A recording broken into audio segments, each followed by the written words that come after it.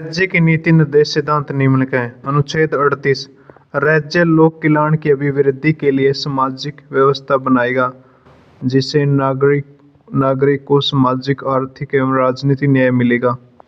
अनुच्छेद 39 इसमें आर्थिक न्याय प्राप्त करने के सिद्धांत का उल्लेख है।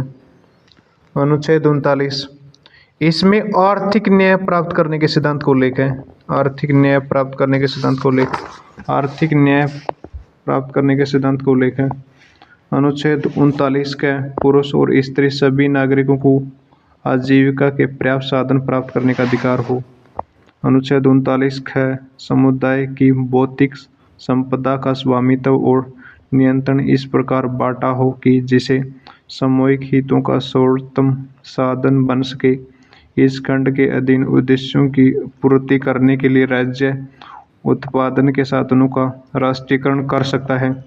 अनुच्छेद 39 ग आर्थिक व्यवस्था इस प्रकार चले जिससे धन और उत्पादन के साधन का सर्वसाधारण के हित के लिए केंद्रण न हो, यानी कि धन का समान वितरण हो।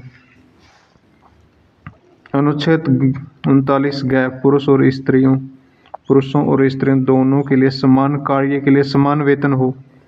अनुच्छेद 39 ड कर्मकारों की स्वास्थ्य और शक्ति का तथा बालकों के सुकुमार व्यसन का दुरुपयोग न हो और आर्थिक आवश्यकताओं से विवश होकर नागरिकों को ऐसे रोजगार में न जाना पड़े जो उनकी आयु व शक्ति के अनुकूल न हो।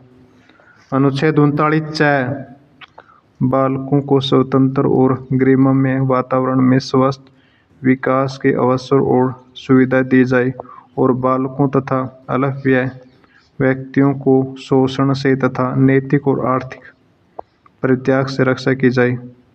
खंड च 42वें संविधान संशोधन द्वारा जोड़ा गया।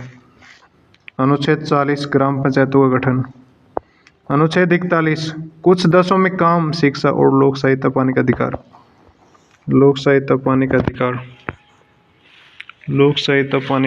अनुच्छेद 42 काम की न्यायसंगत और मानवोचित दशों का तथा परिस्थिति सहायता को बंद।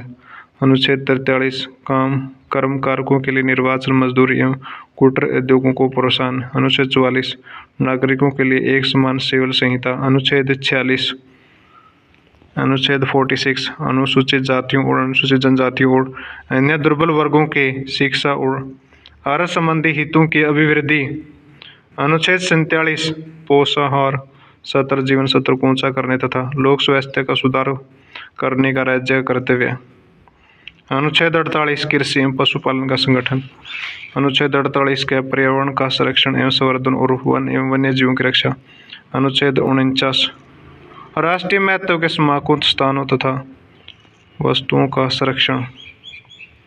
अनुच्छेद 50 कार्यपालिका एवं न्यायपालिका का प्राधिकरण। अनुच्छेद 51 अंतर्राष्ट्रीय शांति और सुरक्षा की अभिवृद्धि। अंतर्राष्ट्रीय शांति और सुरक्षा की अभिवृद्धि। अंतर्राष्ट्रीय शांति और सुरक्षा की अभिवृद्धि। अंतर्राष्ट्रीय शांति और सुरक्षा की अभिवृद्धि।